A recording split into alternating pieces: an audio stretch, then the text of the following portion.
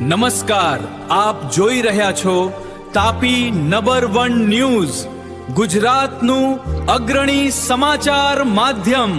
સોનગઢ નગરપાલિકા દ્વારા શહેરના ઇન્ફ્રાસ્ટ્રક્ચરને મજબૂત કરવાની દિશામાં વધુ એક મહત્વનું કદમ ઉઠાવવામાં આવ્યું છે।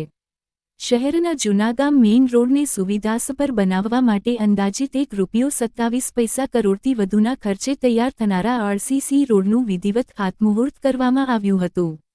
સ્વર્ણિમ જયંતી મુખ્યમંત્રી શહેરી વિકાસ યોજના વર્ષ 2025-26 અંતર્ગત રત્નદીપ ગાર્મેન્ટ્સથી જૂનાગામ મેઇન રોડ સુધી બનનારો આ નવો આરસીસી રોડ વિસ્તારના ટ્રાફિક અને પરિવહન માટે મહત્વનો સાબિત થશે।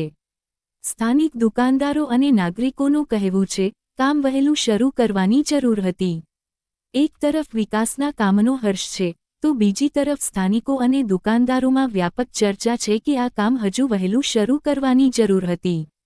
નવી શાળાકીય સત્ર શરૂ થવા જઈ રહ્યું છે, ત્યારે વાલીઓ અને વિદ્યાર્થીઓ ચોપડા નોટબુકની ખરીદી માટે બજારમાં ઉમટશે, જેના કારણે ભીડ અને ટ્રાફિકની સમસ્યા સર્જાઈ શકે છે। આ વિસ્તારમાં હોસ્પિટલો આવેલી હોવાથી દર્દીઓની અવરજવર અને ઇમરજન્સીમાં આવતી એમ્બ્યુલન્સ માટે પણ રસ્તો ખુલ્લો રહેવો અત્યંત જરૂરી છે।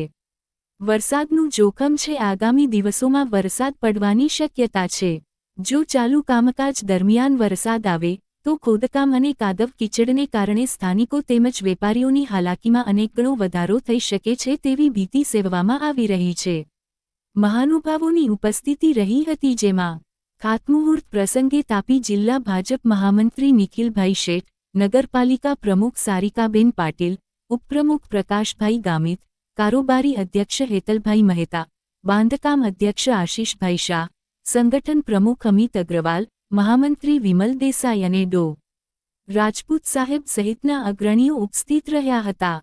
નગરપાલિકાએ નાગરિકોને ખાતરી આપી છે કે તેઓ ગુણવત્તાયુક્ત ઇન્ફ્રાસ્ટ્રક્ચર આપવા પ્રતિબદ્ધ છે, પરંતુ હવે પડકારે છે કે ચોમાસું બેસે તે પહેલા અને ભીડ વધે તે પૂર્વે આ કામ કેટલી ઝડપથી પૂર્ણ કરવામાં આવે।